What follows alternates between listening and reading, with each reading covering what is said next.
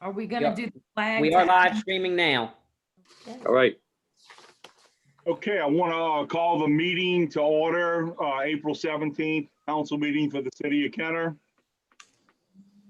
Does anyone have any special intentions? I do. Okay, Mike, Councilman Segur. Thank you. Today, my special intentions will be for the following.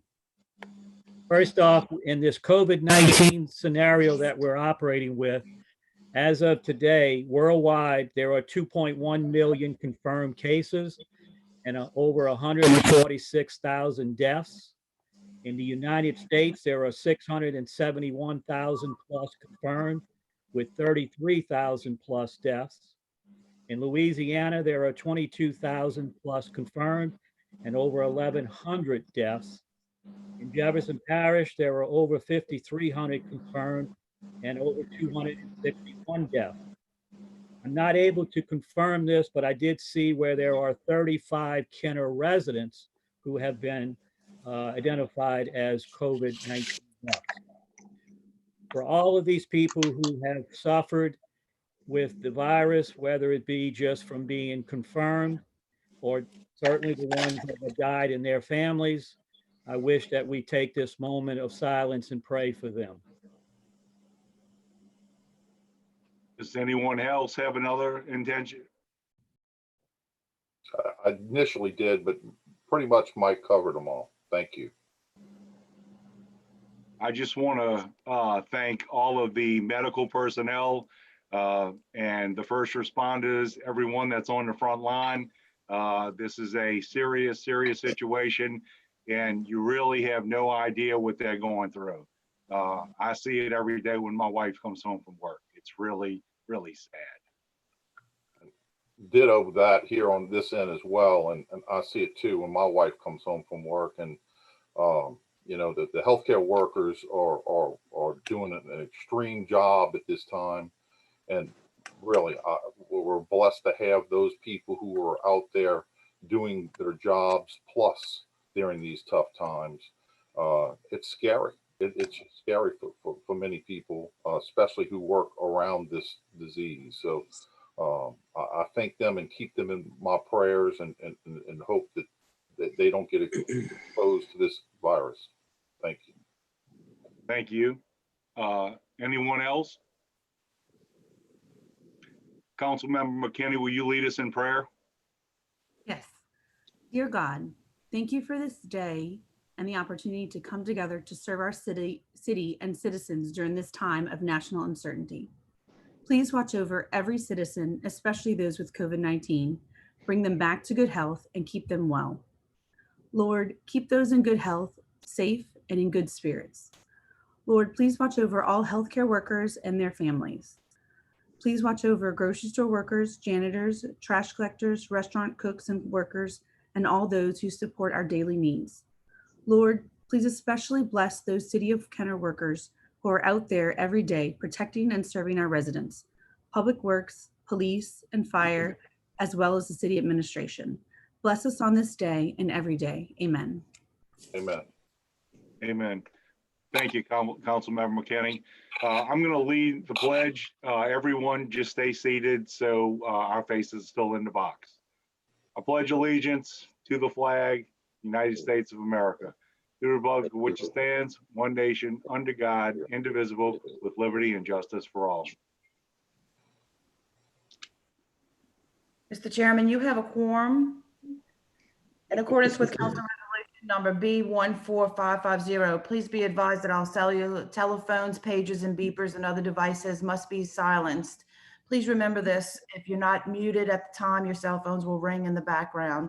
If anyone would like to speak in the public, please use your raise hand icon in your Zoom tools. At this time, Mr. Chairman, I've received a request to take item 13C at the beginning of the meeting at the request of the legal department. If I could get a motion and a second for item 13C at the beginning of the meeting.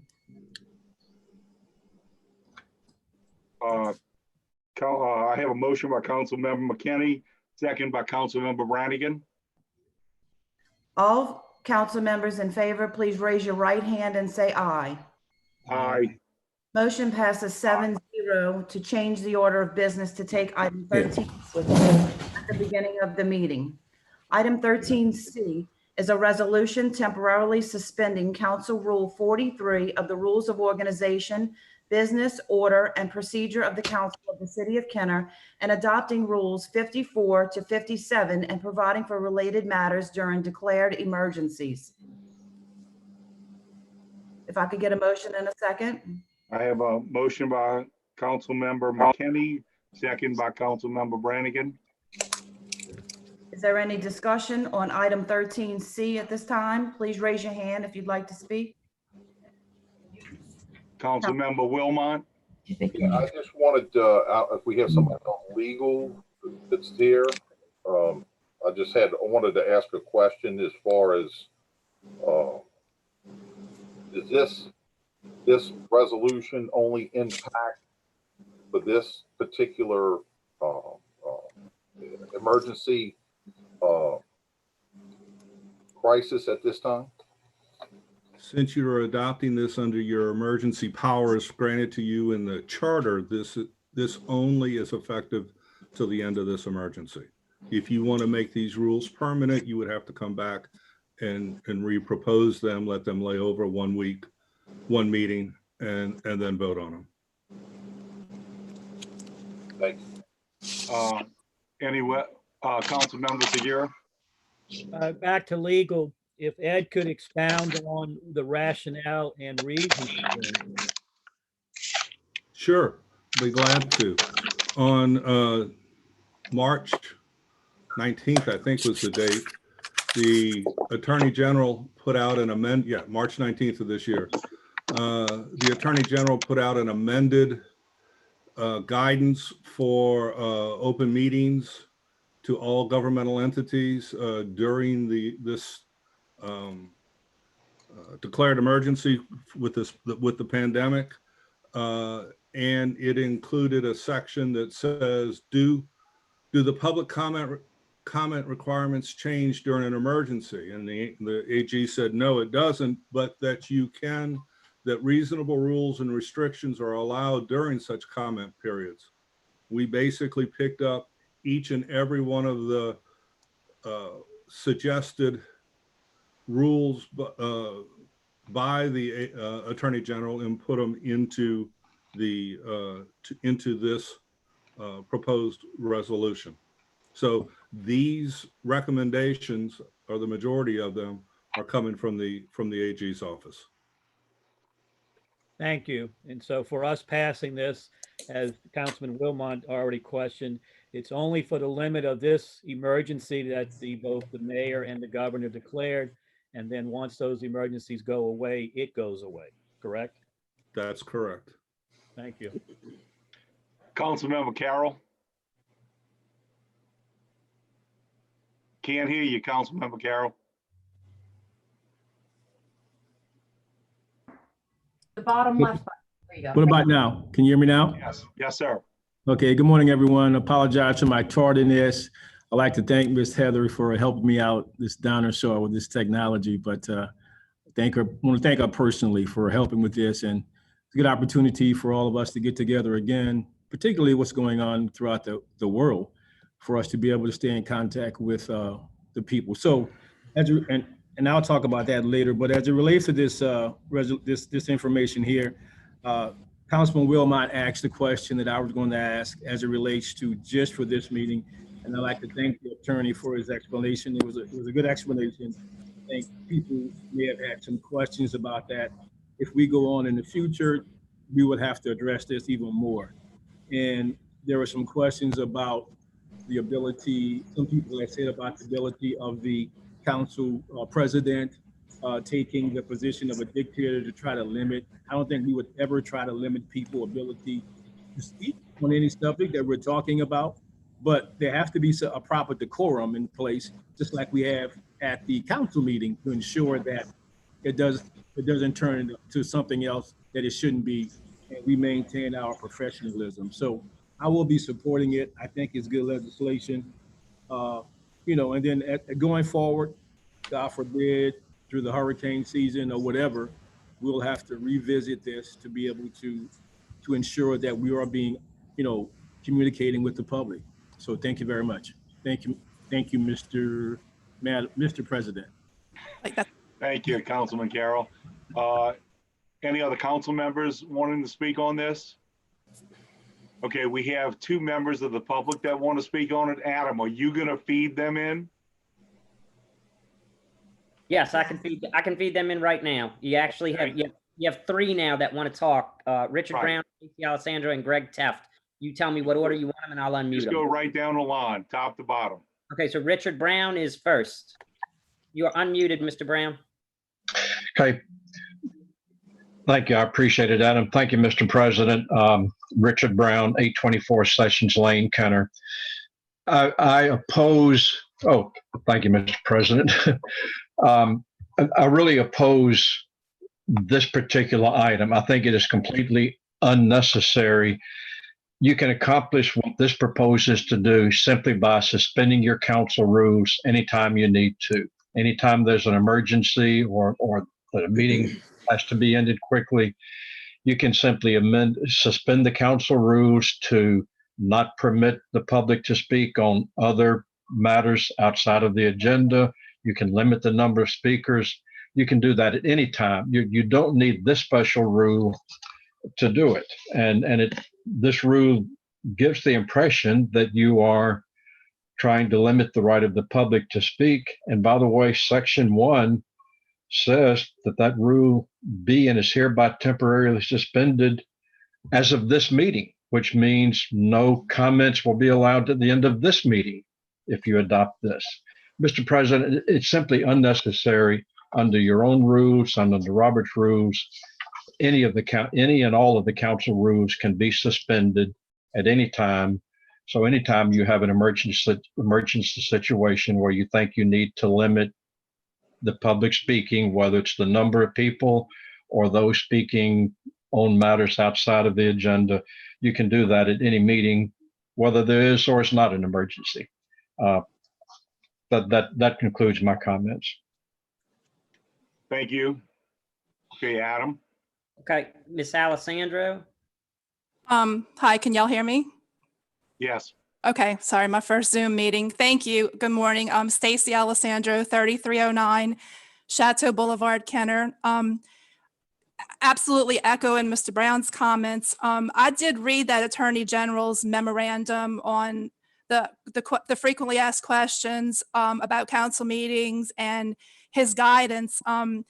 It didn't say that y'all have to adopt all these rules to accomplish what you want to do. And like Mr. Brown said, you can still accomplish the exact same objectives that y'all are wanting to simply by suspending the council rules at any meeting. You just need to unanimously vote on it, and then you can enact these exact same measures by that mechanism without adding all these rules on the book. I just have 2 questions.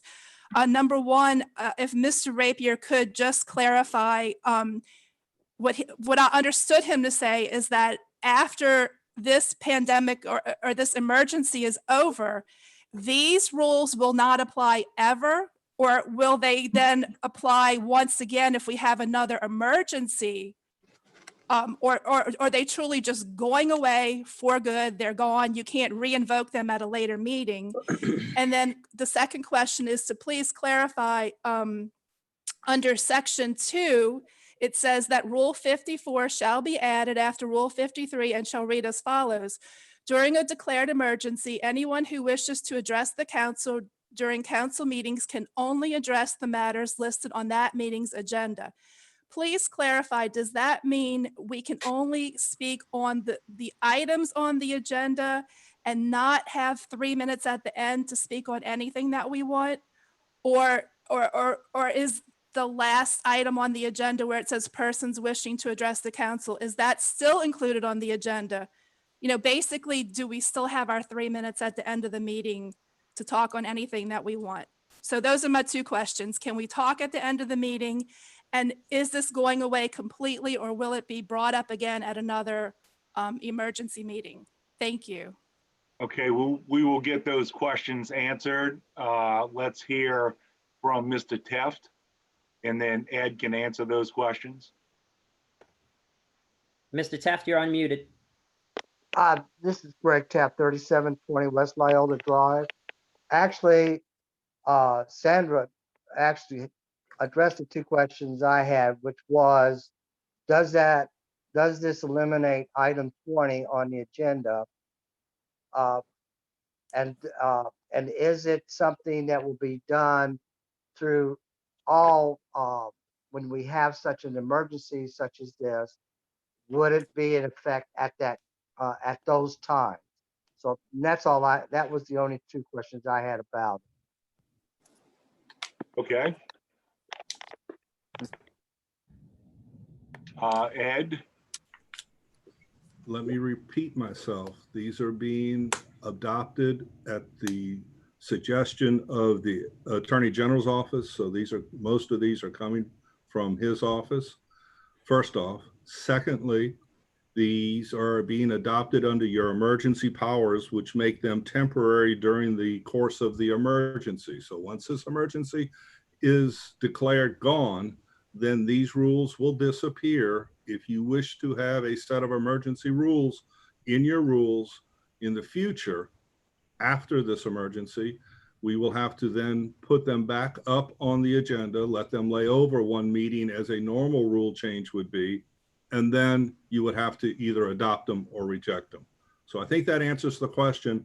These rules are only for this emergency unless you want to adopt them a second time sometime in the future after the emergency passes. Secondly, let me clear up the misunderstanding about speaking at the end of the council meeting. The proposed Rule 54 uses the word can, which is permissible. That gives the council president the ability to limit the discussion if it is deemed necessary to do so. Secondly, Rule 43 would be suspended during the emergency by this resolution and replaced with Rule 55, which says the speaking at the end of the meeting would be limited to up to 3 minutes. So if the council president or the council in its wisdom determined because of this emergency, we need to limit the length of a meeting, you can limit less than 3 minutes of speaking time. That's the only change between Rule 43 and Rule 55. So can people be limited to only discussing things on the agenda by proposed Rule 54? Yes, the word is can, which is permissive, not mandatory. It's at the discretion of the council and the council president. Is there a change between Rule 43 and Rule 55? Yes. Instead of saying you have 3 minutes to speak, it says it would say you would have up to 3 minutes, again, at the discretion of the council and the council president, if it is determined that due to the emergency, we need to shorten the length of the meeting. And lastly, a comment is to Mr. Brown. Yes, you can do all of this by suspending your rules, which takes a unanimous vote of the council. However, from a legal standpoint and for open meetings law standpoint, since we are operating in an emergency situation, it is much better to have the rules lined out in writing so that everybody knows what the rules are, so that if there is a challenge later, we can point to the exact rule that is written in your council rules, as opposed to saying we suspended them and did this or that. The rules will be clear. The public has a clear understanding of what is happening, and it prevents any potential, not prevents, but it certainly mitigates any potential for a dispute in the future. Thank you, Ed. Natalie? Councilman Carroll has another comment. Okay, Councilman Carroll. Thank you, sir. Thank you, Mr. President. First, I'd like to thank all of the people who are participating in this meeting with us for their comments, Mr. Brown, Ms. Stacy, and Mr. Tiff. They were all good questions. And I also would like to thank the attorney for addressing it because it cleared it up, particularly what Mr. Brown said about what we could do. Yes, we could do that, but I think if we do it up front, get it all out of the way, it eliminates us having to go back and forth. For Ms. Stacy, her question about being able to speak at the end of the meeting, I think that was a good question too, because we should never try to, I know the rule says we could shorten it, but I would hope that this council president or anyone on the council will not limit the 3 minutes that we normally give people at the end of the meeting. We should always give them those 3 minutes to speak as it relates, as long as, like I said before, the proper decorum is going in place. But just to arbitrarily take the position that you don't want somebody to finish their 3 minutes, that would be totally wrong. And we should never do that. The fact that after this is done, we would have to go back if we wanted to adopt these changes again. The attorney made it clear that's what we have to do. So, thanks for the questions. There's never a bad question. I think there may have been other people wanting to know this, and now they know. So I believe, even though under the circumstances, we are doing the best that we can to accommodate everyone. Thanks to the attorney again for his explanation. Thanks for the questions. But the biggest thing is to be able to stay as close as we can to the meeting that we're having now from what we are used to at the council chambers. Thank you, Mr. President. Thank you, Councilman Carroll. Councilman Wilmot would like to speak, sir. Okay. Yeah, I just had one other question for Mr. Rapier. As far as having these rules, if we pass this resolution, this would, in effect, in your opinion, would it help having these Zoom meetings? It would help in handling and managing your council meetings in this emergency. But would it help in this emergency as we're having this meeting now on Zoom? Does it help with It would help with having your meetings during an emergency, whether you're having a Zoom meeting or otherwise. Okay. All right. Thank you. Thank you. Council Clerk, Paul. Seeing no further discussion, council members, please, we're voting on item 13C. Raise your right hand and if all in favor say aye. Aye. Aye. Motion passes 7-0. We will now move on to our regular agenda. Do we have any resolutions, motions, or other items from the floor? Seeing none. On the consent agenda, we have item 1, approval of minutes of the regular council meeting of March 5th, 2020. Item 2 is approval of alcoholic beverage permit applications. We have none. Item 3 is approval of bingo and public gathering applications. We have none. Item 4 is correspondence, reports from the mayor, CAO, or department heads. At the request of the administration, a report from Mayor Zahn. Mayor Zahn. Thank you, Council President. First of all, I want to thank all of you all for cooperating with my IT department. I want to thank the IT department for putting this together with you all. I know y'all had at least 2 or maybe 3 trial runs, just like the administration did. And I got to say, I think it's working out really good. So thank you to each and every council member. Thank you to the IT department, and especially you, Council President Brandie, for putting this together, because it is time to get some news back out to the public. With that, if you give me a few minutes, we want to go over a few things. Just for the people of Kenner to know, you all know this. This all started here in the city of Kenner, at least for us, on March the 12th. We immediately met at our EOC, which with each and every one of you all, the council, we met with through a conference call with Oshner Medical Center right here in the city of Kenner, because they were prepping us on what was coming. The very next day on March 13th, Friday the 13th, we did our first PSA. And I believe each and every one of you all showed up. And we did have also Senator Kirk Talbert, Senator Gary Smith, and I think we had State Representative Joe Stagney there. I know we also had our friends in Harahan, Tim Baudier, the mayor, and one of his council people, Eric Chatelaine. We reached out to them because we wanted to give them the opportunity to reach out to their city, since we have those means that we can do it through KTV. And that's what we've been doing since the beginning. We've been reaching out to our fellow cities. I've been working very closely with the other mayors. Y'all know that. Y'all been right there with me. We've been working very closely with our parish president and our parish council people. We have gotten a lot of outreach to our people. As of Thursday morning, and this has grown since Thursday morning, but we have done 110 Facebook posts or social media posts. We have done 22 PSAs, and each and every one of you council people did one. Y'all been in quite a few, but you did your own individual also. We have done 2 or maybe 3 now, Meals on Wheels Plus videos, and I'll get to that in a minute. We have absolutely positively reached out to our community and have done what we needed to do. We will continue to do that. In spite of losing some of our workforce, in spite of us working through Zoom, in spite of us not going into City Hall every day to keep us all healthy. And I want to thank Doug Doe and Heather Hilliard with the EOC Emergency Management for stepping out immediately on March the 12th and warning us of what this was going to be. I believe the city of Kenner took the first moves to make sure that we would keep our employees safe in each other, because that's when we moved to the Pontchartrain Center the very next Monday. We kept that open for maybe a week and a half. Then we went to the EOC. The reason we went to the Pontchartrain Center was so we could have one entry, one exit door, and take those temperatures. And y'all know that. Y'all actually set a table up there for a few days. Then y'all went remote also. And we are remote, but I want every Kenner resident to know that we are continuing to keep city government going. As an example, today we're doing that. We are at 50% of our field crews right now. So we only have 50% of our field crews out there, and that's general services, recreation, public works, all those groups, parkways. We do see, and this is a very strong message for the people, you do see, I see it, we see more litter than normal, but that's because of a few reasons. We're shorthanded. We're working Monday, Wednesday, Fridays with the field crews. We're working every day, but the field crews are working Monday, Wednesday, and Friday.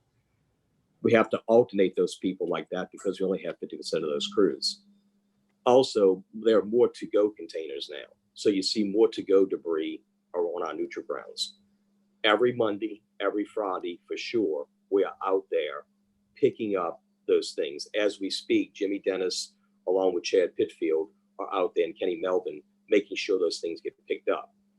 I myself, and along with Councilman Brannigan, have picked up the tree limbs over the last few, with Chad Pitfield and Jimmy Dennis, have picked up the tree branches or tree limbs that have fallen on our neutral grounds, trying to get those done. The reason we were doing that ourselves is because it was on Good Friday. It was also on Monday, and again, we're shorthanded.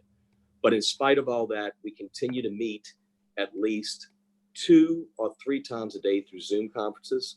We continue to have numerous conference calls, one every day with Jefferson Parish at 1 o'clock, and also our individual text messages, phone calls that we continue to do. I don't think the people of Kenner have seen any less of an impact of what they used to of usually getting, except the litter, but we are keeping behind it. It is something that is unfortunate, but I gave the 2 reasons why we're seeing that. I want to thank all those field crews. I want to thank every director, assistant director, every appointed personnel, every civil servant that works for the city of Kenner, of course, the council, like I did. But particularly, I want to point out, I want to thank the Kenner Police Department and the Kenner Fire Department. I sent the text message to Chief Glazer probably about a week and a half ago. I mean, the police presence is fantastic. If you go any place in the city of Kenner, you see 1 or 2 cars sitting out there, patrolling out there, all throughout our city. And I love that presence that we see. Of course, we always see the presence, but you see more of a presence now because they're out there and those cars are visible. So I appreciate Chief Glazer, all the men and women of the Kenner Police Department for what they're doing. I want to thank Chief Terrence Morris with the Kenner Fire Department for everything that he's doing. You definitely see the firemen out there. A wonderful night the other night with the Kenner Police and the Kenner Fire Department, along with state troopers and JPSO did for Oshner Medical Center. I mean, if you missed it, it's on Facebook. It was very, very good. And I want to thank them for doing that for all those medical workers. We did start a Meals on Wheels program. We deliver Meals on Wheels usually every day. Right now, we're down to a few days a week. But on a Thursday, with the help of some Jefferson Parish council members, Dominic Impostata has helped in the past. Councilman Byron Lee just started helping. Judge Mark Spears. Each and every one of you all, council people, have shown up for the last 2 or 3 Thursdays. I think it is 3 Thursdays, along with Ronnie Maines with CRC, who has absolutely stepped out and given more food every week. And that's why it's called Meals on Wheels Plus. Those meals are going to our seniors. We've had individuals like Bob McMinn that have stepped up. We've had individuals like Marcel Gonzalez with Gulf Coast Bank that has stepped up to sponsor an extra meal.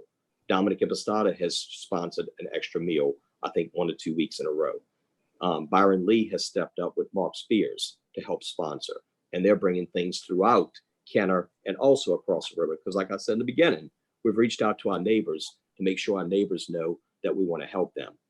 That is something that has been really, really good. I mean, I'm not going to name each one of you all. It's all the council has stepped up. They have come there. They've either helped bag, put things in buckets that I'm buying myself, or for the extra fruits and vegetables, because Ronnie Maines is giving so much. And on top of that, some flower bouquets. He has, with his two personnel, Patrick Bodie and Jimmy, I don't even know Jimmy's last name, but Jimmy used to work for the city of Kenner. They're there every Thursday and they're helping us. So I think the people of Kenner see that we have taken this seriously. We will continue to take this seriously. I'm not going to make any announcements about when Kenner will open back up. I'm going to do like what Cynthia Lee Shang's doing. She's being very cautious with it. We're going to watch this thing over the next 2 weeks. I doubt seriously you're looking at a May 1st date for things to be normal. You might gradually see things start to change, but I think we have a little bit longer to go. And that's why I'm going to yield this right now, because the expert in this field has been Doug Doe and also Heather Hilliard. Doug is the director of emergency service. So I'm going to yield to him to make a few comments. After he's finished, though, Council President, I want to come back and talk about the IV waste, which will be starting May 1st. But again, my thank you on this subject to everyone who has stepped up. And council, I have never seen a council work as good together as this Kenner Council has worked with our chief of police, our fire chief, all of our departments. So I thank all of each and every one of you all and all the staff, and Teresa and Natalie. I didn't mention y'all and y'all's assistants, but y'all have been great because y'all been keeping that council end going with your own individual bosses. So thank you to all of y'all. Like I said, I'm a year to Doug Doe, but I'm gonna come back and talk about IV waste. Doug? Thank you, Mayor. Thank you, council members. Just a few facts that we want to talk about is currently the status of the coronavirus in Louisiana. 22,532 cases and 1,156 deaths.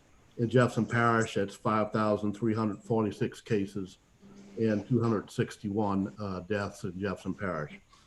And so it's important to recognize this is still an ongoing incident and something that we are watching very carefully here in the city of Kenner, and something that we've looked at and have been watching very carefully since very early on.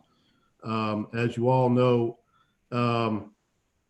we, on an annual basis, implement what we call our continuity of operations planning for the city of Kenner, and that's something that the mayor and his administration made very clear in coming in a few years ago, that this is something that they wanted to prioritize: continuity of operations and continuity of government.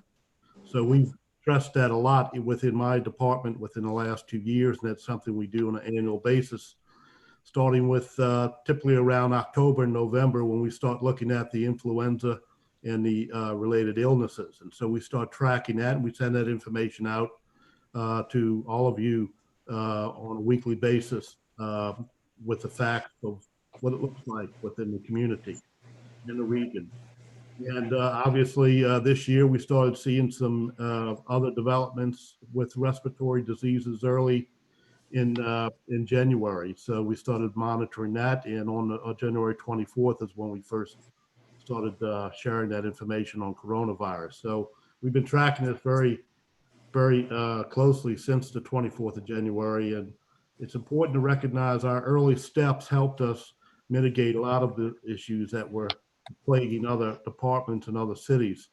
On the 27th of January is when we implemented our stepped up cleaning processes throughout the city.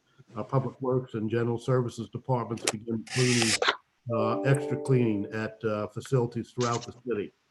And then on that same day is when we elevated our EOC to level 1, which is active monitoring of this situation.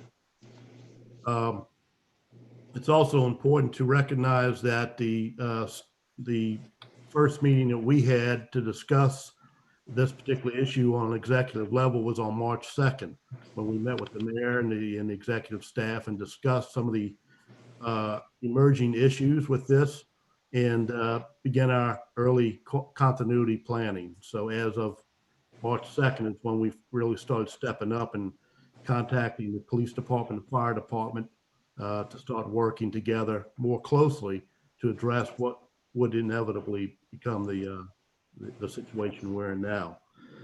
But it's important to point out that this is not something that happens overnight. we plan these things with the police and fire department. We have contingency plans that date back for years, and we practice those plans, and we coordinate those activities every year round. And the police and fire department, like the mayor said, have done a tremendous job in addressing this particular issue. Otherwise, we've implemented a lot of our remote activities over the last month, and we did so very quickly. And that's a testament to the knowledge and ability of all the directors within this city who know their departments and their activities and what needs to be done backwards and forwards. And they're very, very competent in what they do. And that's why we were able, as a city, to implement our continuity plans much quicker than a lot of other cities, and we did it very efficiently. And so that's been our priority, is the continuity of operations, continuity of government. And so we have our infrastructure teams out there taking care of the infrastructure. We have our relief activities being coordinated primarily through the food bank. We're also they're doing a tremendous job there as far as the number of people that they're being able to assist in our community. And as we move forward, we're going to be dealing more with recovery aspects, and that's something our economic development people are addressing. So these are all phases of emergency management, and our city is right on target, and in most instances is working above capacity where we would normally be working in an emergency situation. We're doing a very good job, and as a city, and everybody coming together has made that possible. And Council President? Yes, sir. I do want to add a few things. I did thank the Kenner Police and Kenner Fire Department, but I also want to say that the Kenner Fire Department is the first medical respondent in the city of Kenner. That's something the Chief and Iggy Rosales put a special task force together. So they are a first responder for medical in the city of Kenner. So I want to thank them specifically for that. And my deputy CEO is reminding me, I may have skipped over, that the food bank is delivering, I said a couple of days a week. They're delivering 3 days a week, every day, I'm sorry. They're delivering every day, Monday through Friday, with the help of numerous employees, volunteers. And also, as we are here in this council meeting, correct me if I'm wrong, Lee, the Vineyard Church has stepped up to the plate, and they're making our deliveries because all of us are here. And I'm having every director and every assistant director they might not be on the screen, but they are watching this being live streamed because this is part of their job. So they could not be at the food bank doing it. We did run into a problem for a couple of weeks, maybe a week and a half, of going to 3 days a week. But when these volunteers stepped up, that Lee Roussel organized, got them on here with Tamithia and Chantel and Siobhan at the food bank. Numerous civil servants and appointed personnel that are doing that. So it's been really, really great, everybody working together. So that's two things that either I skipped or kind of messed up a little bit. Can I talk about IV waste, Councilman? Yes, sir. So May 1st, we will switch over officially to IV waste. I know most people have seen the commercials by now. There's commercials out there from IV waste that City Torres is talking about, the things that they'll be doing. There have been some, I guess, misperceptions of how the recycling things work. You have to log in, you have to get into the website, and you have to register for a recycling bin. And the recycling bin will not be like the container you have right now. It'll be similar to what I showed you all back in December, something similar to that. It will actually have a lid. So that will be replaced to your home. There's also a misperception about handicap. You have to call in for that. You have to make sure that you log into it and you get that handicap sticker. That handicap sticker could go in the garbage can. I believe you'll see the details. It could also go in your mailbox, which would help to identify that you're a handicap or you're a senior, someone who cannot bring it out to the curb. It will get picked up on the side of your house and brought out there. So that's a discussion that Councilman Brandie and I had yesterday, I think with another council person also. Very important that we go over those things. As we speak again right now, IV waste personnel are out at our lot doing some things because they're investing already. They're making that recycling area, drop-off area a reality. So I want to thank what's going on right now as we speak. Those things are happening, and I'm very, very pleased with that. That's it, Councilman Brannigan.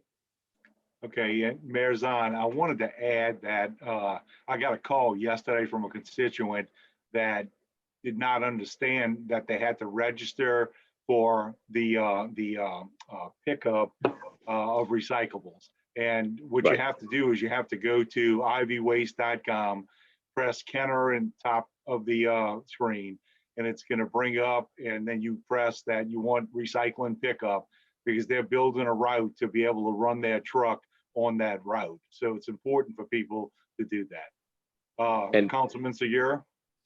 Well, what I wanted to add on to the mayor and what you just said also is that what I'm seeing and hearing is people are confused. By registering, you're just saying, I want to participate in recycling instead of them issuing a recycling container to everybody. Right. So this is just to put the amount of cans for recycling in the street where they need to be. We encourage everybody to recycle. So if everybody got on there and requested a can, you're going to get a recycling can.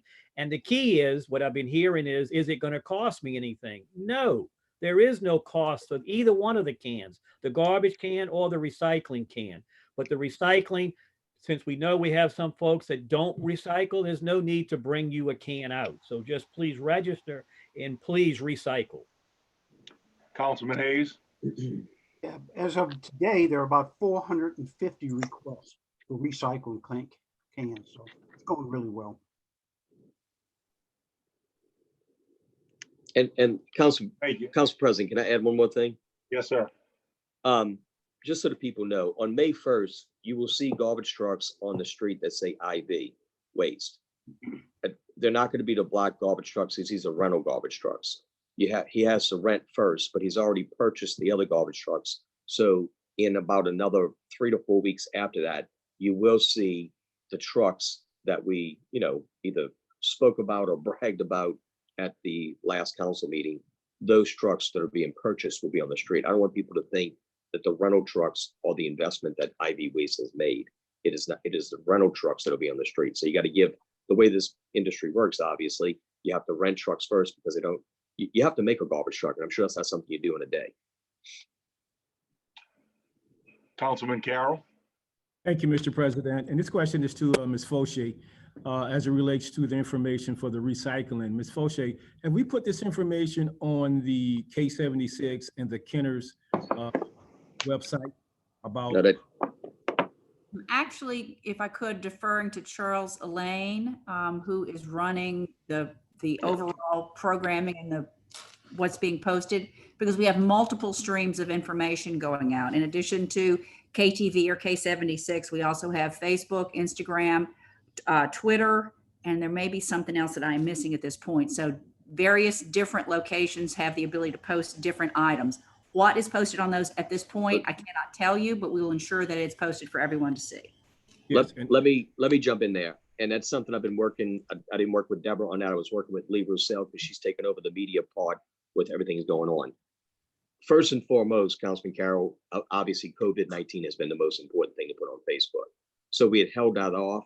We're thinking about doing a PSA to put on with IV Waste to answer all those questions. So just give us a little more time. I didn't want people to say, why are you putting that on right now? So I think I wanted to get this message out first directly from me, and then we'll work on a PSA getting that out.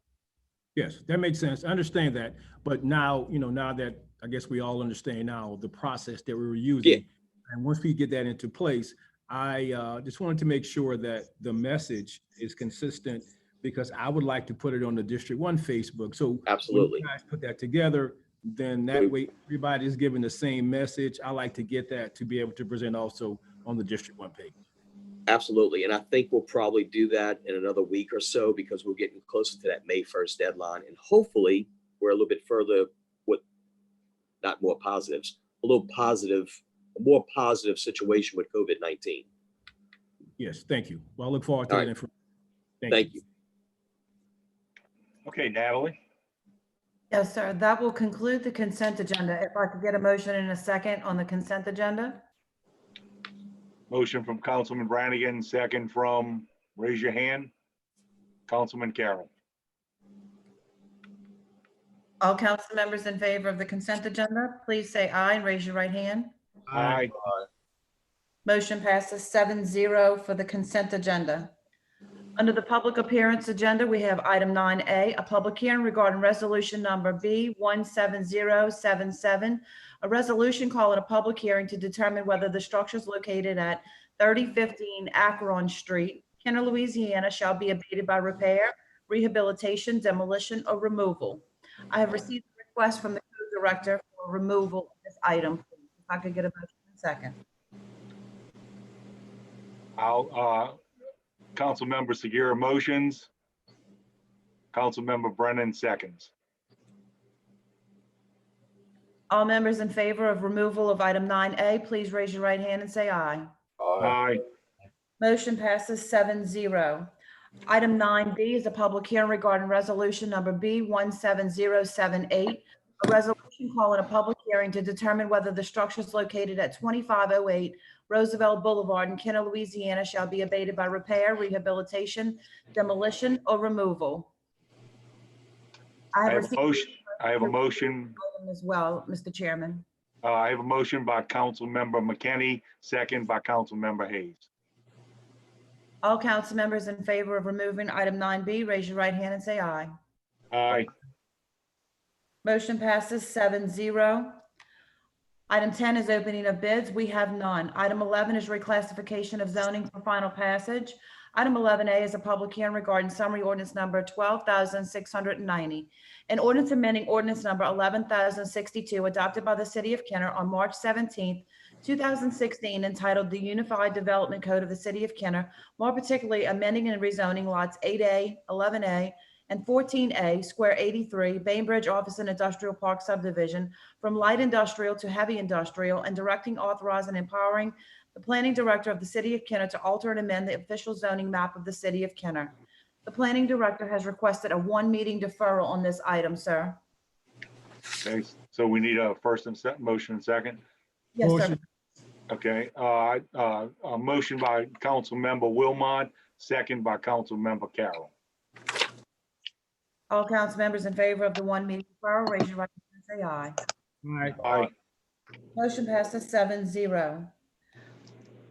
Item 13A, item 12 is other ordinances for final passage. We have none. Item 13 is resolutions and motions by council members. Item 13A is a resolution amending Rule 14 of the Rules of Organization, Business, Order, and Procedure of the Council of the City of Kenner. I have a motion by Councilmember Wilmot, second by Councilmember McKinney.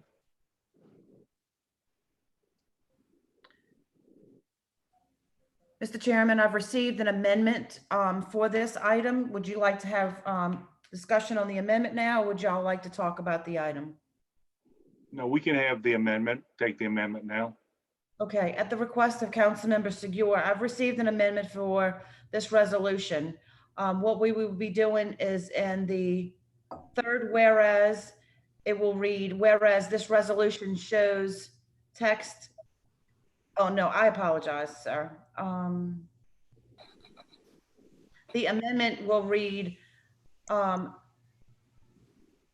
any proposed ordinance, striking out the word that, which proposes to acquire, purchase, expropriate, lease, alienate, or sell any immovable property except for revocations of alleys and streets no longer needed for public use, shall have attached as exhibits to the proposed ordinance the signed summaries of any and all appraisals obtained by the city or any party to the transaction. Further, the clerk shall not accept any such proposed ordinance to be placed on the agenda if we will be deleting said proposed ordinance and does not have all the appraisals are not attached. Then we will be inserting, further, the clerk shall arrange to have the complete appraisal or appraisals posted to the city's website. Okay, so now we will discuss the amendment. I have a motion by Councilmember Segura, seconded by Councilmember Haze on the amendment as the clerk has read. I have a gentleman, Mr. Brown, would like to speak, just to let you know, Mr. Chairman, whenever you want to acknowledge him. Okay, Councilman Security, you want to open and then we go to the people in the audience, or you want to have them speak first? Councilmember Secure, would you like to speak first? I have the other people speak first. I will go first. Okay. And just the reason is because of putting the amendment up, they're going to probably want to speak on the ordinance as or the resolution, what it was. So I want them to understand what the intent and purpose of the amendment is. Then they can discuss that also.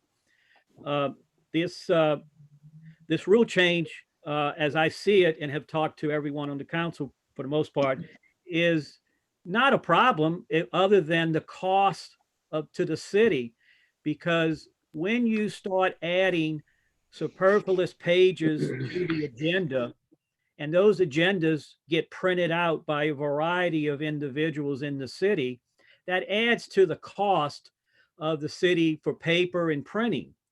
And this is this superfluous information is not the is not the appraisal itself. It's just the work product of the appraiser. At the beginning of every appraisal is a summary where the appraiser will summarize their work and give us what is the most important part of their work, their opinion on what the value of the property is. And what happens is, we either sell or buy property from time to time. When we are selling property, we want the highest appraisal that can be garnered by an appraisal. If we buy in the property, certainly we want the lowest appraisal. But at times there are multiple appraisals that come in spectrum from the low and the high. So the summary puts in what the appraiser's appraisal is. So if we're going to buy property, then obviously I would assume the mayor's office is going to take the lowest appraisal. If we're selling property, we're going to take the highest appraisal. So the putting the summary page in the rules just says the summary gets added to the agenda, not the potential. And I have seen this in other sale of purchase of property where the multiple number of appraisals actually equaled a ream of paper. So just the appraisals were close to 500 pages. So if everybody that prints out an agenda has to print an additional 500 pages, that's a loss to the city and a lot of trees. So what this amendment is asking that we do is just put the summary. But then the second part is, for the sake of anybody that wants to see the full appraisal, it will be placed on the city's website the day it is filed in the clerk's office. Once the clerk gets an ordinance for either, like I said, the sale or purchase of land, it will have the summary attached. As then they can also take the full appraiser report and post on the city's website. So anybody in the city can go to the website, look at it, read it. If they want to print it out, by all means do so. But I'm looking to save the city money. The city does not need to pay to print all of these multiple copies of these appraisals out. The intent is to let the public see it, and that's where it goes on the city's website to be seen. So that's the intent of my amendment. Councilmember Haze. I'd like to just give a visual of what we're talking about here. This is the Greater New Orleans Yellow Pages. Obviously, the print is a lot smaller than the print on our agendas. This is over an inch thick. There's 454 pages here. The agenda just for this meeting, we don't have a lot of business in this meeting, it's 424 pages. We're only talking about 21 pages more in this than putting it a summary first, following it up on our website with the total survey. In talking about an incident that happened previously with the fire station, I met before the meeting with Mr. Rapier and received all of the bids. It was over 2 inches thick. I brought that and then told everybody, advertised that I had it before the meeting, brought it to the meeting and put it on the railing in front of my desk and announced, it's going to be here. Please come get it if you'd like to see it. Nobody contacted me either before, currently in the meeting, or after the meeting. Do you really believe, visualizing, we want to put 2 more inches like this in our agenda? I suspect, again, what Mr. Segura is suggesting, his amendment, put a summary first, have it all on the city's website so everybody can see it before the meeting. So everybody will be well informed. There's no reason to be printing over 600 pages in our agenda for the meeting. Thank you. Councilmember Brennan. Thank you, Council Chair. I understand some of the comments, but anyone has an option to print whether they want to print 6 pages or 600 pages. I just don't understand the argument and why it's necessary. That's all I have to say. Thank you. Councilmember Carroll. Thank you, Mr. President. And I too like to, thank everybody for their comments as it relates to this particular information to the public. Not wanting to digress, talking about something that happened a year ago, and I'm not going to do that because that would not help the situation here right now. More important to go forward and to deal with things going forward. I will not be supporting the amendment because I believe, whereas all of us, it's our responsibility to ensure that we are ensuring spending of the public money.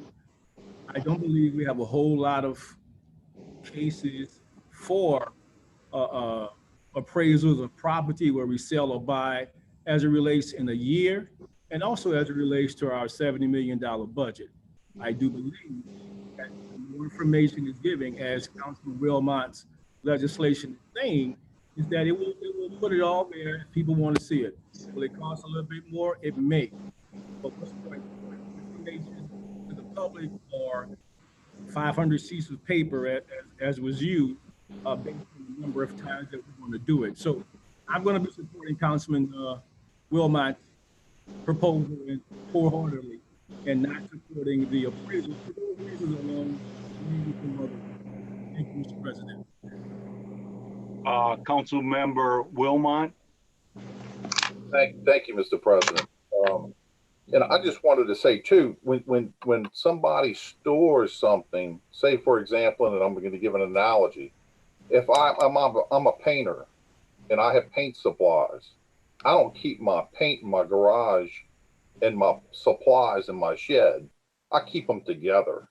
And that's all we're trying to do. This is simplicity. We want to try and keep everything in one location, and it's what we're going to read and look at, whether you do it by means of electronic or you print it out. But most people, I understand, do it by electronic and they read it on the computer. There's no waste, and if there is, the cost is minimal. The importance of having the appraisals outweigh greatly any cost that might be involved. And again, having the full appraisals in one location as the piecemeal and putting a piece here and a piece there just complicates the matter. Let's not cloud up the issue. On these important issues, let's just keep it open so everybody can see it, whoever it is. I think it's very important that everybody have access to it and have it in one location. Again, the cost is de minimis. Thank you. Thank you. Councilmember Brennan. Thank you. I'm sorry, just Mr. Rapier, Ms. Roussel, please clarify that without the amendment, everything is still going to appear in its entirety on the agenda, correct? Without the amendment, would it appear in its entirety on the agenda? Yes, I mean that we have the option, once the agenda is posted, everything would be included there. That is the normal policy. That's the way the rule change would be, that it would appear attached to the agenda. Okay. Without the amendment. Okay, thank you. Did I Okay, answer your question, Councilman? Councilman Brennan, did he answer your question? Okay. One further question. His mic's off. Brian, your mic is muted. Okay. Please repeat that again. Oh, Ed, you're muted. I just wanted to be sure I answered your question, Councilman. Okay, so again, and I'm sorry to beat this horse, the way it is proposed now, everything in its entirety, when the agenda is released or published, everything will be included, including the extra pages of the agenda. Sorry, I misunderstood your Appraisal. question. Yes, the entire appraisal, all however many pages it would be attached to the agenda. Okay. And the amendment is to just make a synopsis?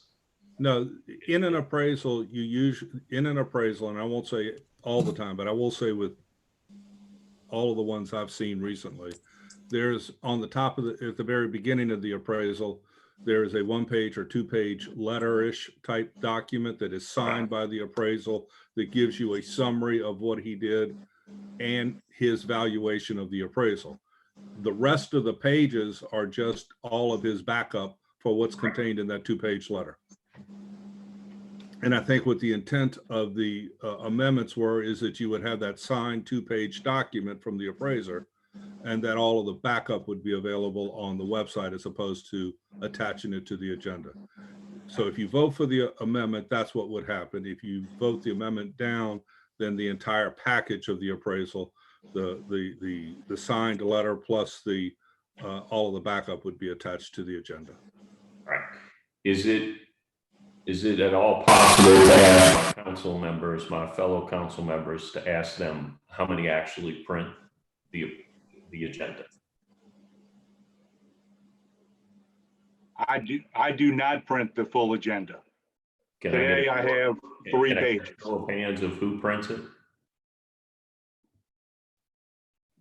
Keep them up one more time, please.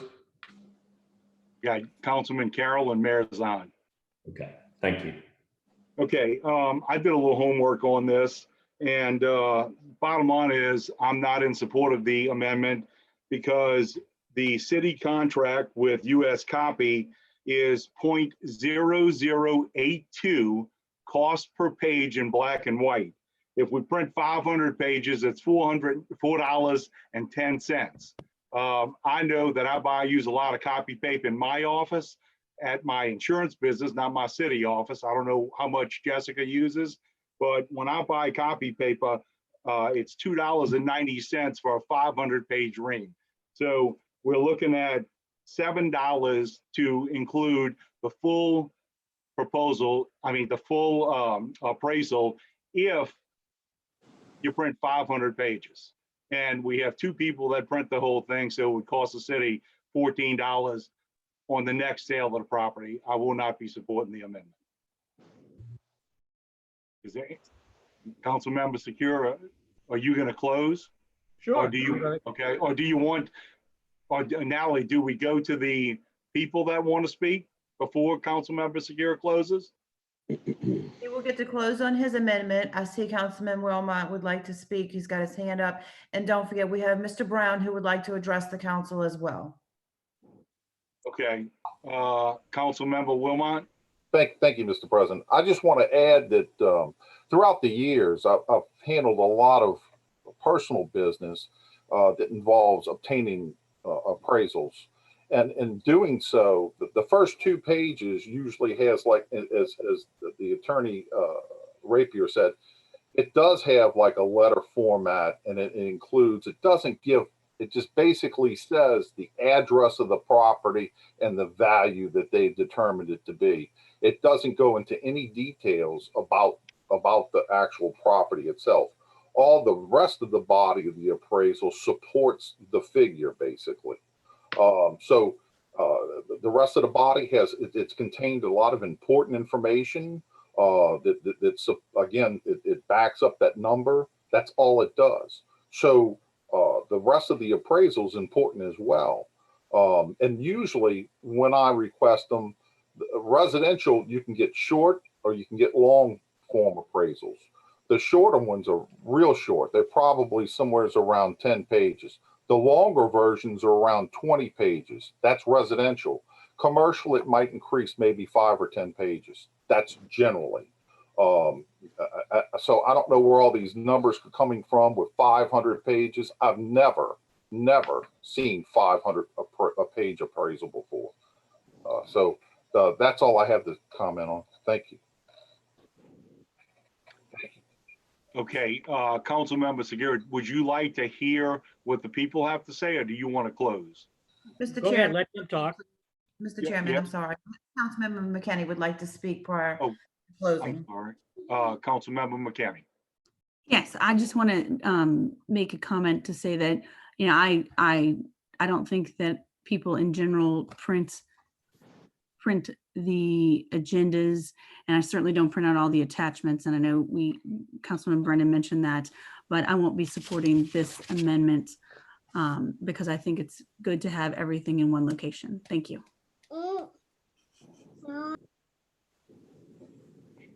Councilmember Carroll, did you want to speak? I just was acknowledging Councilman McKinney's daughter. Oh, okay, okay. Natalie? Yes, sir. We have Mr. Brown who would like to address the council. Adam? You're unmuted, Mr. Brown. Thank you, Adam. Thank you, Mr. President. I oppose the amendment, and actually for the reasons already stated.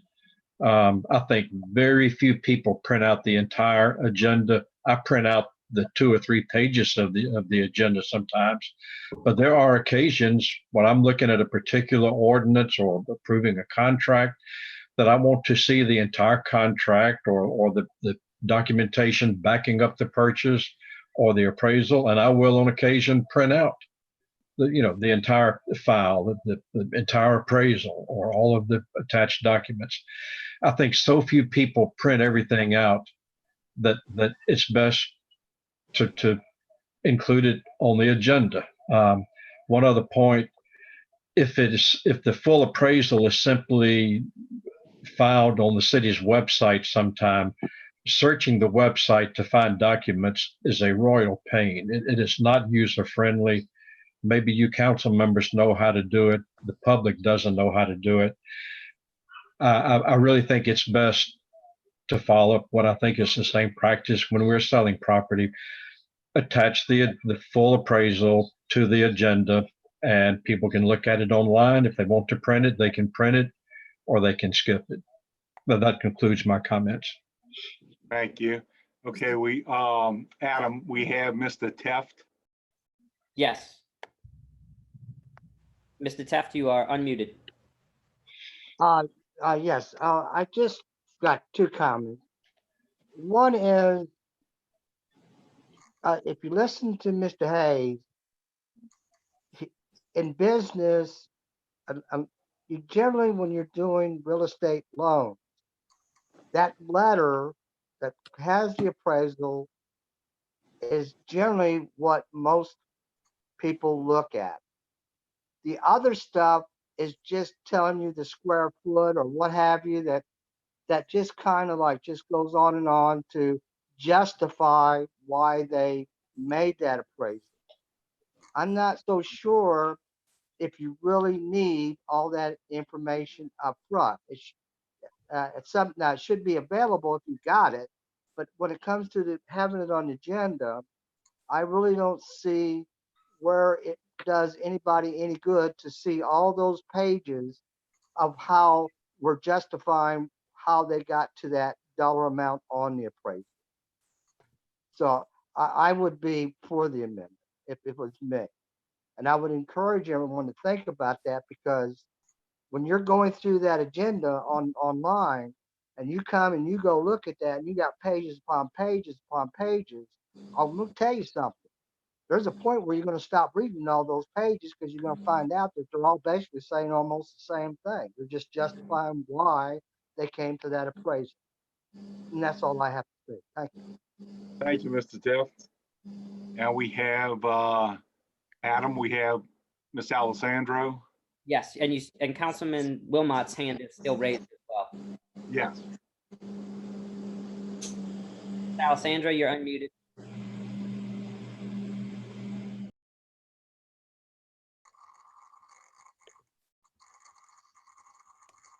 Hello? Can you hear me now? Yes.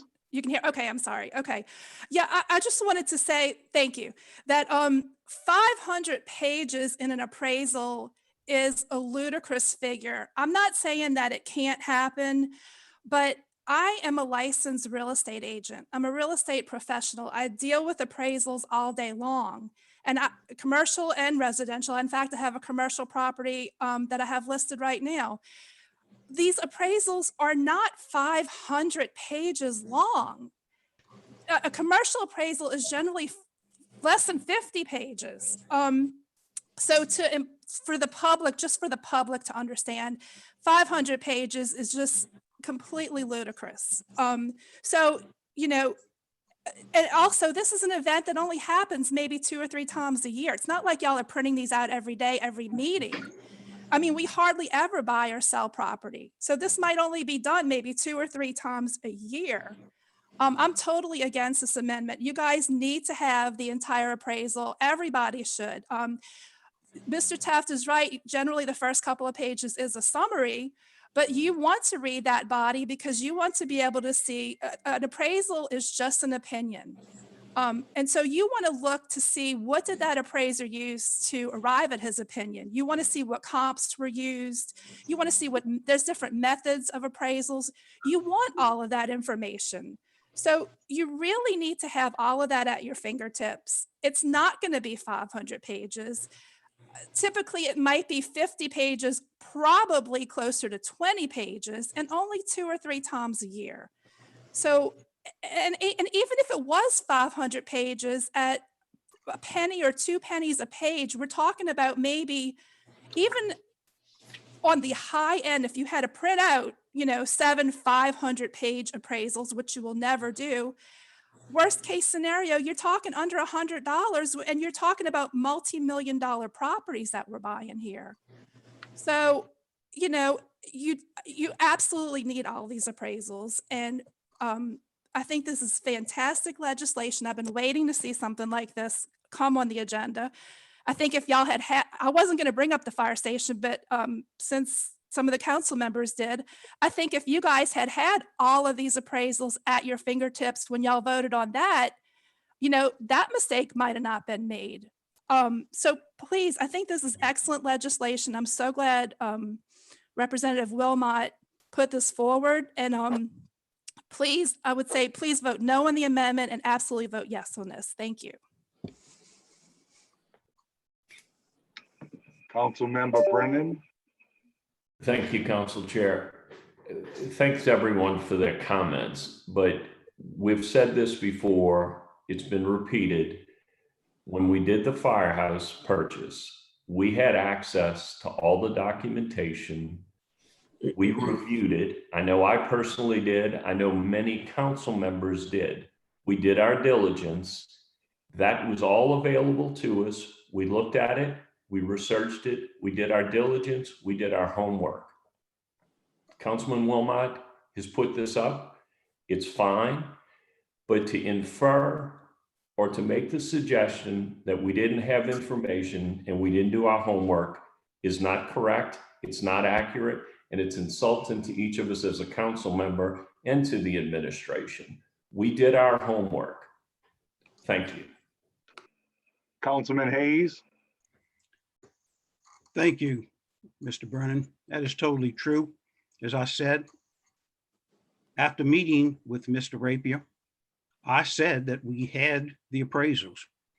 It was over 2 inches thick because we had 3 appraisals, and that's what you would have, 3 appraisals. So again, what we're saying is that we were prepared. We had the information to make the decision. At the meeting, I read what the appraisals were by appraiser. So again, it is what it is. It was over 2 inches thick. When I can get back in my office, I'd love to just measure it again and bring it to another council meeting because I had it on the railing and anybody could have seen it. But that was old information. We were very informed before the meeting. Thank you.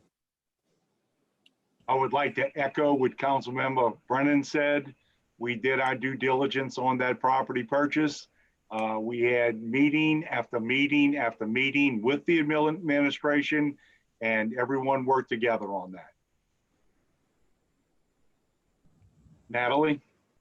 Councilmember. Councilman Carroll? Thank you, Mr. President. I would like to thank everybody for their comments.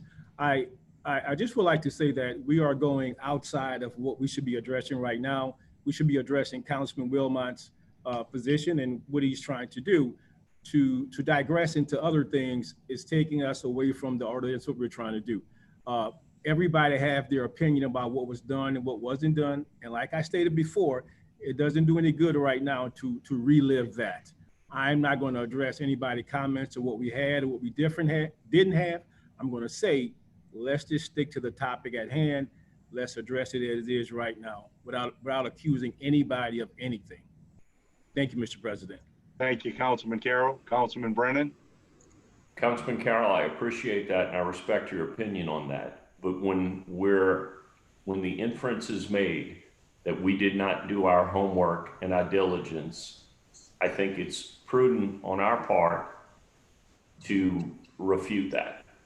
So we don't need to get into the argument of whether it's right or wrong, but I think it's important that everyone knows, and it's on record, that we did our homework and we did our diligence. Thank you. Councilmember Carroll? Thank you, Mr. President. Councilman, you're correct. And my only comments were that I would not want to go into other comments about what happened a year ago. And for all of us to be able to express our concerns and comments, I can appreciate that, and we should always do it. I merely said, for me as a council person, and from that meeting, not to want to go into the details. Everybody know how we voted. Everybody remember what our response and what our opinion was. That's not going to change. It can't change. It's part of our history. So my only reasoning for saying to stay on the topic was to ensure that we address what is going to happen in the future and not what has happened in the past, and would not want to not let anybody not express their opinions. Thank you, Mr. President. Councilmember Segura? To close? Yes. Thank you. You know, yeah, a lot of comments have come up, whether they were, as Councilman Carroll would say, should not be brought up. But since they were brought up, though, that does keep the discussion going. Again, my amendment was just to try to eliminate unnecessary costs to the city for the persons that do print out. And I think Councilman Carroll raised his hand and said he does print out the agenda. So every agenda meeting that does have a sale of property is going to have additional paperwork, as we said, in appraiser. When we talk about the 2 inches thick appraisal, that was not one appraisal as commented. That was multiple appraisals collectively to make that 2-inch thick of paper. And that sometimes happens when the seller or the buyer gets their own appraisals or multiple appraisers.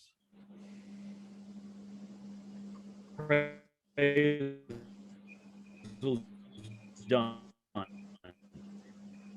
then we have to, not that we don't have access to them, sure we have access to them.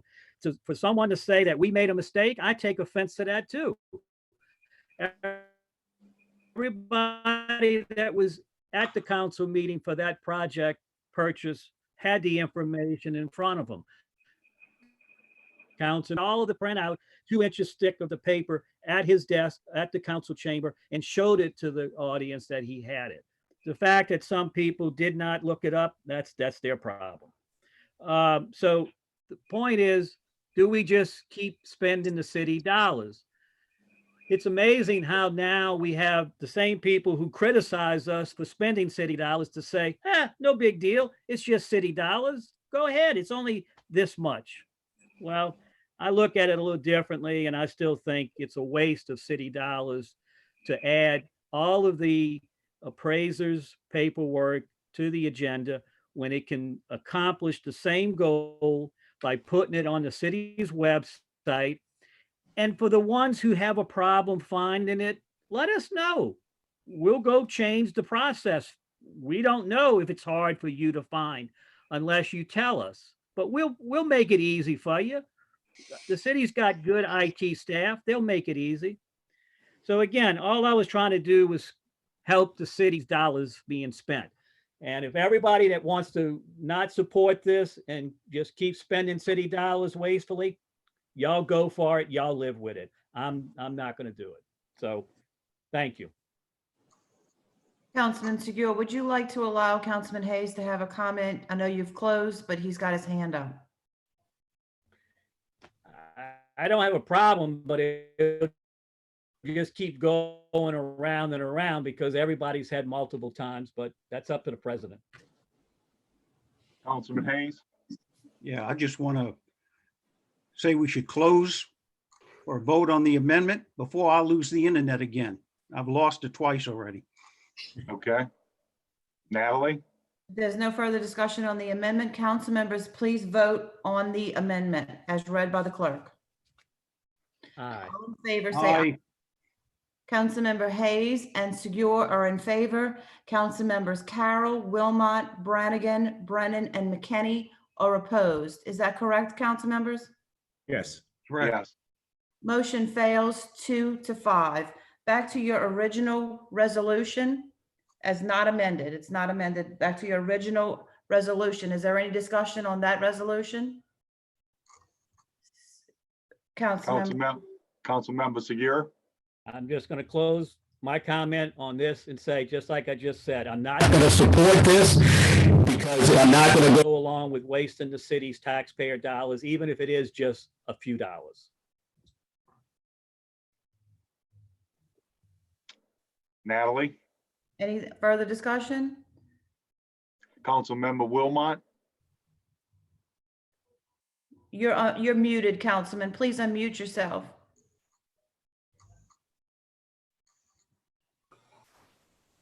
This legislation is simply good government, and it adds transparency. It allows everyone to see the appraisal, so it's attached to legislation. As long as it's real property, a movable property, and the city's involved in it, in order for the legislation to be accepted, it needs to have those appraisals attached. It's good government. Thank you. Hearing no discussion, council members, please vote on 13A. Aye. Aye. Aye. Aye. Motion passes 6-1. Councilmember Segura is opposed.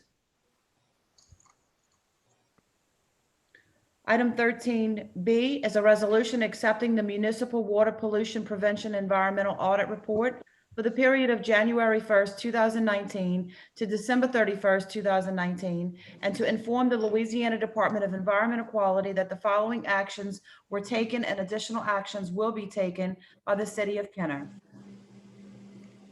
We have a motion by Councilmember Segura, second by Councilmember Brennen. Council members, please vote. Aye. Aye. Aye. Motion passes 7-0. Item 13C was taken earlier in the meeting. Item 13D is a resolution recognizing the month of April as Fair Housing Month in the City of Kenner.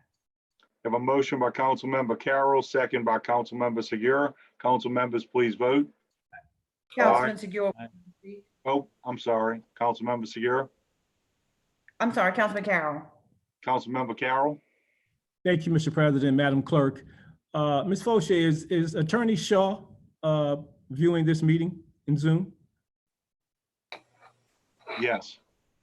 Attorney Shaw, I'd just like to direct this question to you. And the question is, obviously, with all that's going on throughout the country, fair housing is going to be a major topic, not only for the city of Kenner, but for the United States to address for people coming out of this pandemic to ensure that we are put back together whole. So if there are some specifics about this, not only the month, but about as it relates to community development and about supporting the citizens, I apologize for not getting with you earlier for you to get your notes in it, but if you could give us some of the basic information, I would appreciate that. Yes, thank you, Councilman. Can you hear me? Yes, ma'am. Okay. Yes, this makes the 52nd anniversary of the Fair Housing Act in the United States. And as a recipient of HUD funding, we're required to do fair housing activities. Of course, because of the pandemic that's going on, we haven't had something, we would normally have something at the council meeting recognizing it. But one of the activities is the proclamation to show that the city is compliant with HUD's rules in enforcing fair housing to receive any fair housing violations. You're correct. As long as this pandemic goes on, we're going to have some issues because we already had a problem with housing because it's so costly in the area, especially with people losing their jobs. This is going to become more prevalent. So we do plan on reaching out to the Fair Housing Board to have them assist us with any violations that may, and if anybody wants to report any violations of fair housing, they can always call the Community Development Department, and we are required to report those violations also. Thank you, ma'am. Appreciate it. Thank you, Mr. President. Anyone else wishing to speak? Okay, I have a motion by Councilmember Carroll, second by Councilmember Segura. Council members, please vote. Aye. Aye. Motion passes 7-0. Item 15B is a resolution accepting as complete the agreement with Resurfacing Incorporated dated November 12th, 2019 regarding the removal and resurfacing of track at Verdolino Stadium for the Department of Parks and Recreation. We have a motion by Councilmember Brandie, second by Councilmember Wilmot. Council members, please vote. Aye. Aye. Motion passes 7-0. Item 15B is a resolution approving change order number 1 to the agreement with Ellison Builders LLC dated February 6th, 2020 regarding the improvements to the Council on Aging building for a net increase of $26,542.50 to the agreement amount, resulting in a total agreement amount of $268,042.50, an additional 30 calendar days to the agreement time for the Department of Community Development. Councilmember Carroll. Thank you, Mr. President. And again, Attorney Shaw, this question is directed to you. Just like the mayor stated earlier, we have attended the Council of Aging a number of times, and we see the work that's going on. Just two questions. One, is this additional $30,000 for anything specific? And how has the pandemic affected the contractor's ability to complete? And are they on hold right now? And has it changed the date for all of the revisions to be completed?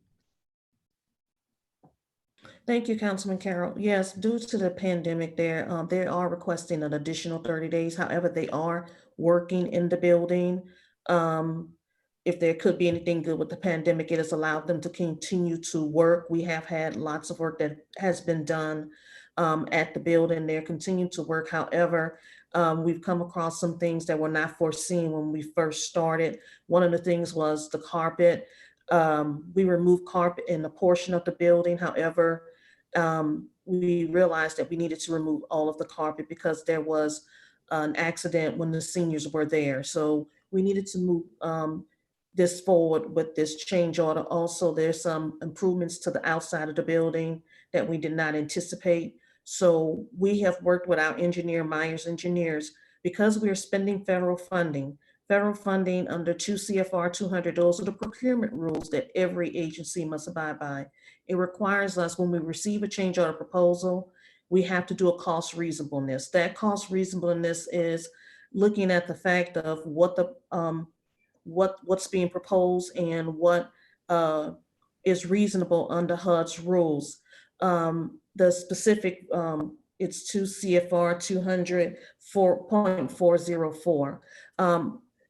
We looked at it, and I know someone had questions about the cost, but when you look at costs with federal projects, you have to look at the fact that these are businesses that have insurance requirements that they have to do. And 2, you have to realize that they have to pay wages that are according to Davis-Bacon. So every federal project that is bid out, you have to pay those wages. So it's just not like me going to Home Depot and hiring someone to work. These are people who have to be paid a prevailing rate under the Davis-Bacon standard for federal projects. So looking at that, Myers did a cost reasonableness. It was within the standard of the proposal by the contractor. And every time we bring a change order to you, please know that an independent cost reasonableness has been conducted. We won't bring it into you unless we have one, because that's a HUD requirement.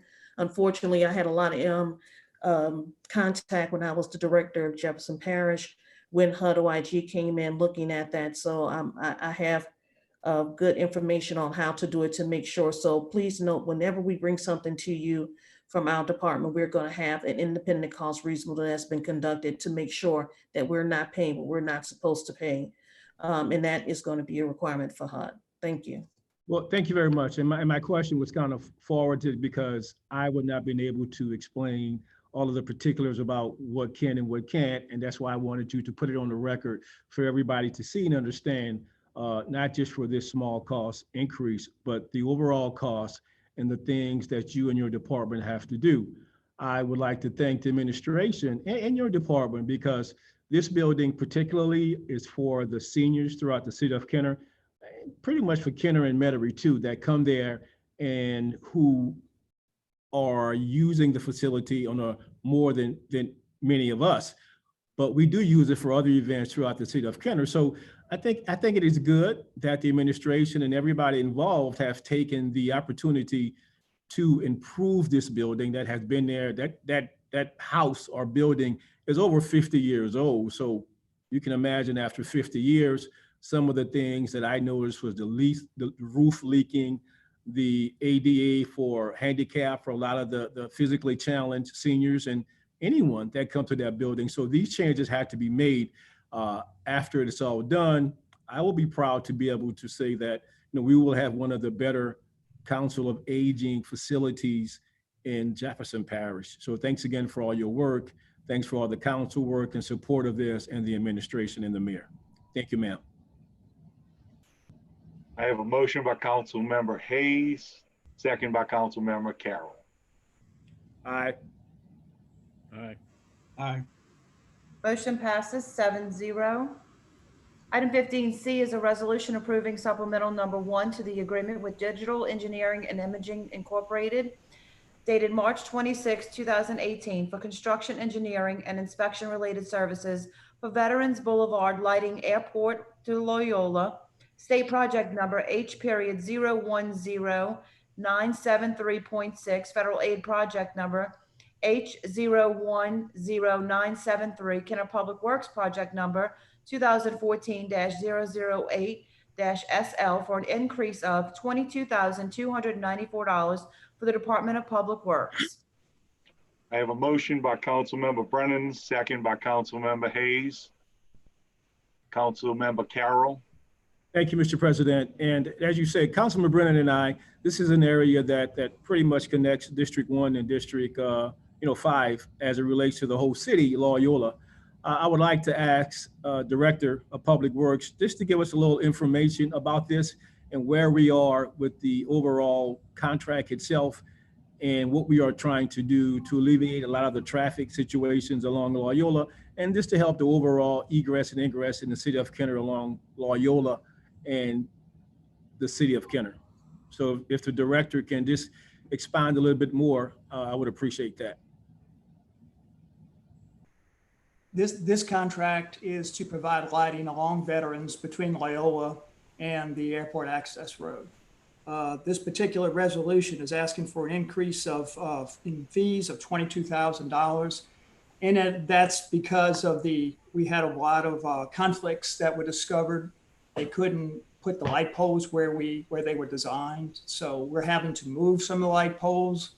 In some instances, we're having to do some additional exploratory investigation in order to determine exactly what we have down there. So that's resulted in an increase in time, and the engineer has been extended on this project, and this is to account for that, his additional time that he's had to be out there.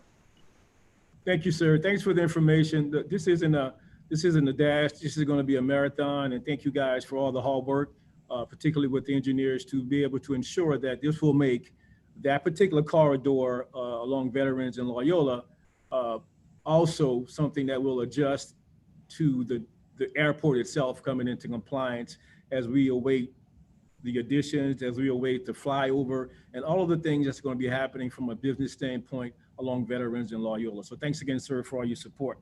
Thank you, Mr. President. Okay, we have a motion by Councilmember Brennen and second by Councilmember Haze. Please, council members, please vote. Aye. Aye. Aye. Motion passes 7-0. Item 16 is ordinances and resolutions in summary for first reading. Item 16A is an ordinance authorizing an agreement with DRC Emergency Services LLC to provide post-disaster large meal support in accordance with request for proposal number 20-6533.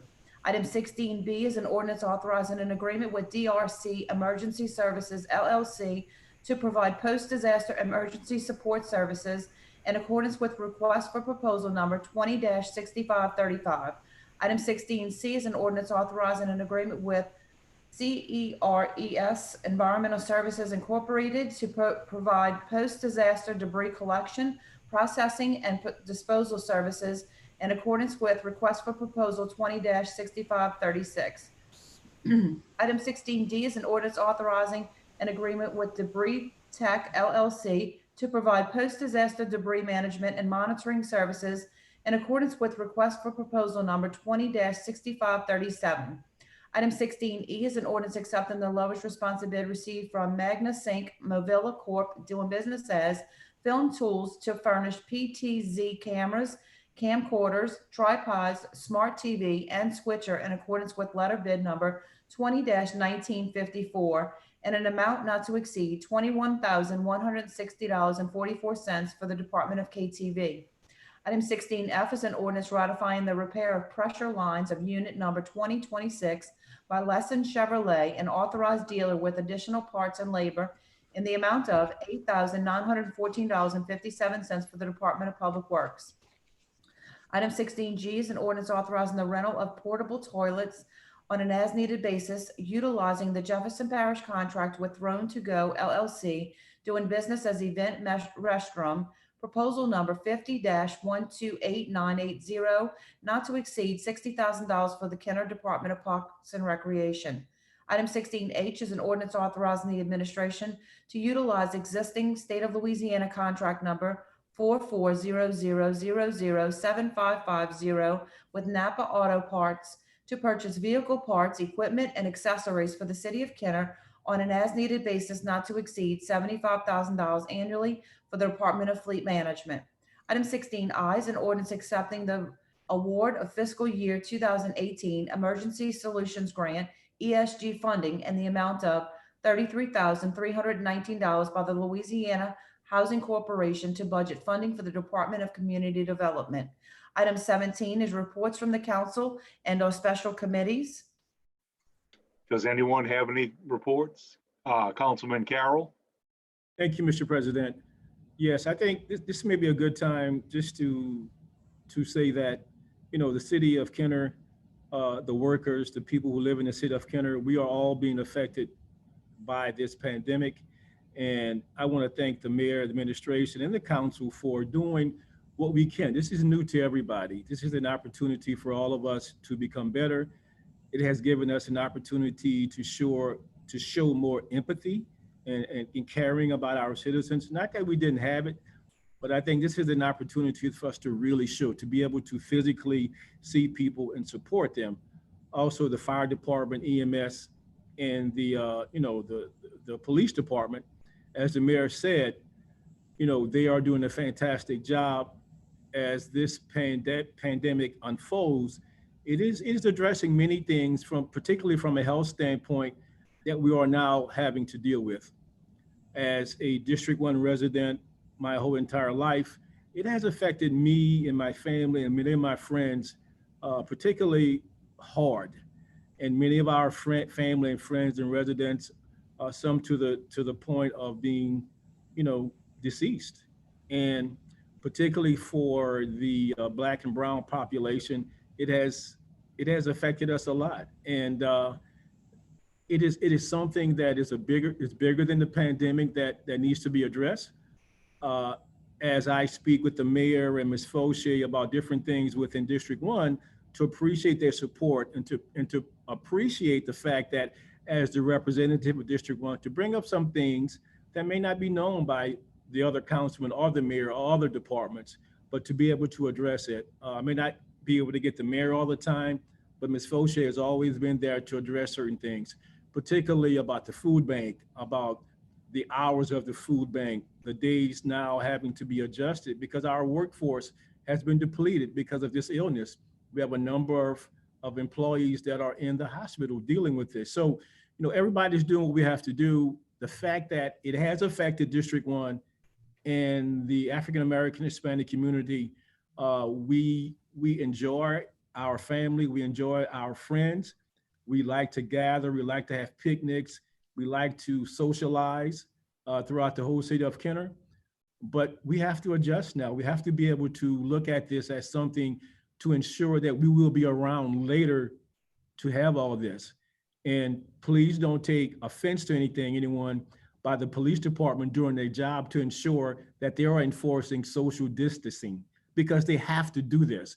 Don't get upset. This ain't the time to bring in other stuff. Without their support, people tend to forget, or people think that they're not being able to do this, or they get tired of just being inside. I get it. But I want to thank the police department, the fire department, the administration for enforcing these rules to ensure that we, as the city of Kenner, can continue to get past this and to make us better as a whole. I also text Madam Clerk some information that I received from State Representative Joe Stagney about a testing facility. And Madam Clerk, if you can share that with the public, I would appreciate that.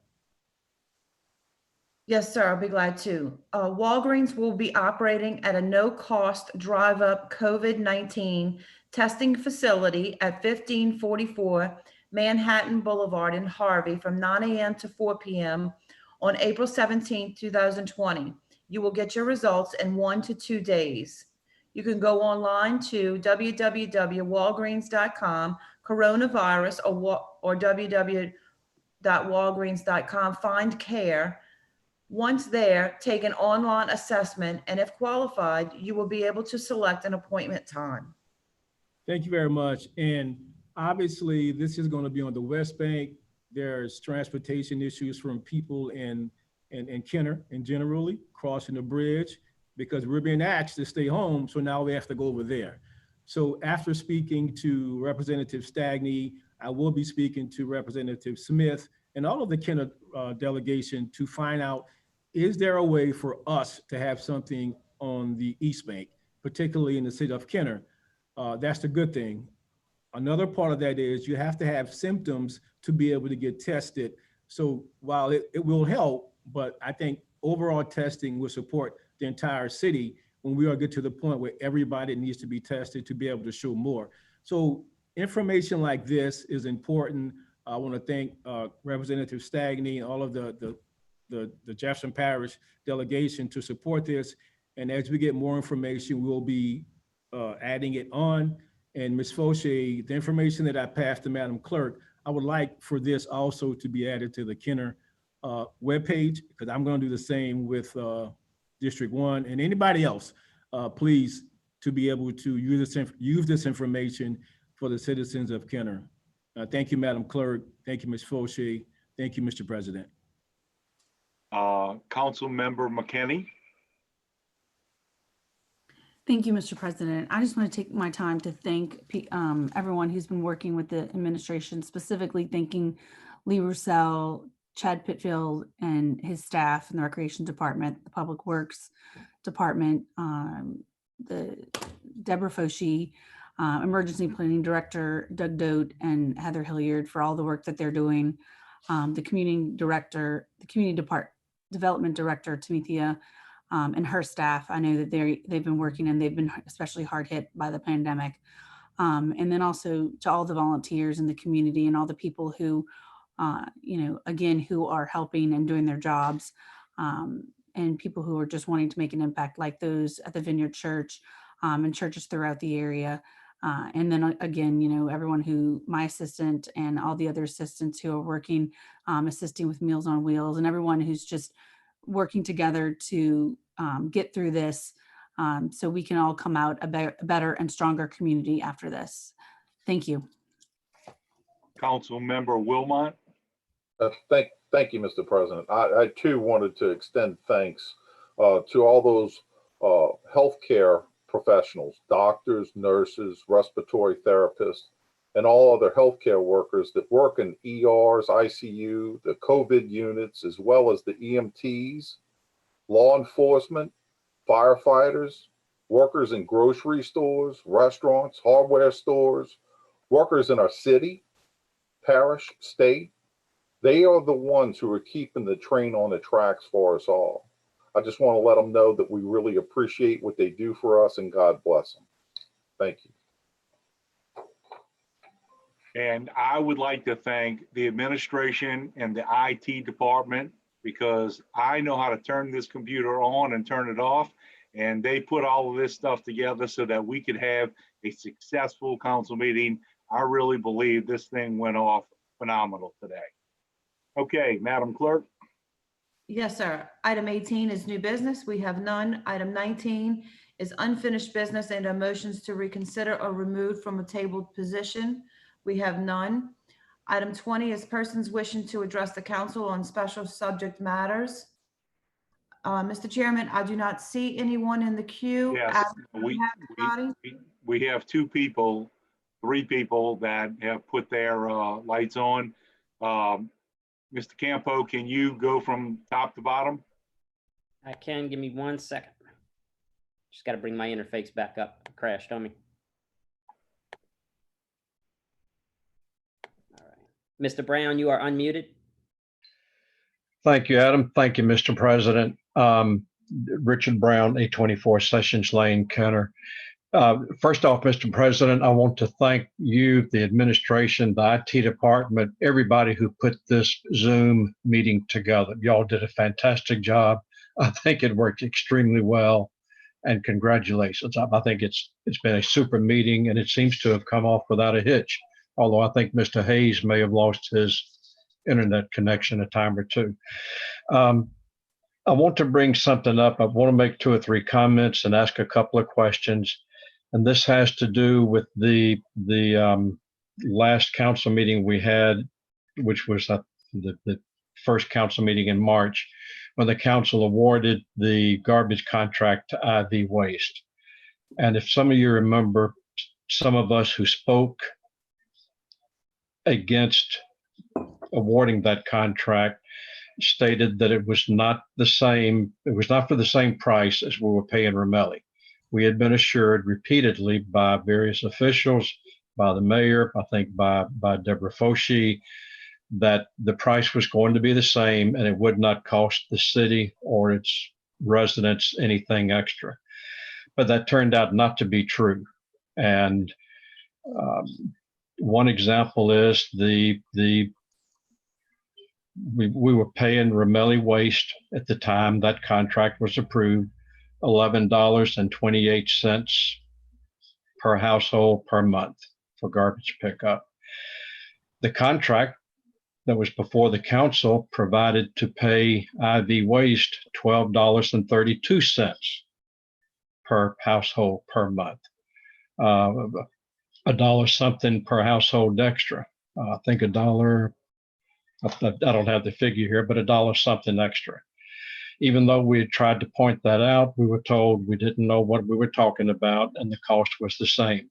As it turns out, it's not the same, and I understand that the administration has acknowledged there was a mistake made. And subsequently, from what I hear, I haven't seen the actual signed copy of the contract, but I have had portions of it read to me. The figure being paid to IV Waste was changed from $12.32 a month to $11.96 a month. Well, the council did not authorize that change. And also it's still more than Ramelli is being paid. So I'm wondering how that change came to be made. How was it authorized? What's the deal there?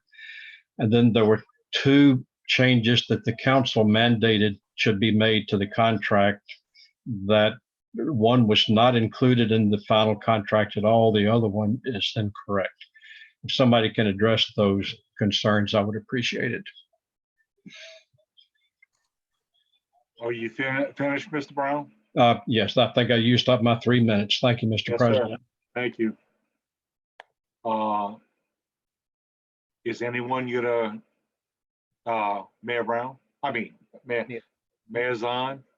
Please, yeah, please get that correct. Sorry. Yeah, I'll let you go on that one. I'm gonna turn it over to Deborah Foshee or to Ed Rapier. I don't know who. I know Ed has really been the point person on IV, but there's been comments about Deborah Foshee's sticky notes and things like that. But I mean, we've been through this. I do believe that night there was 2 different things being talked about.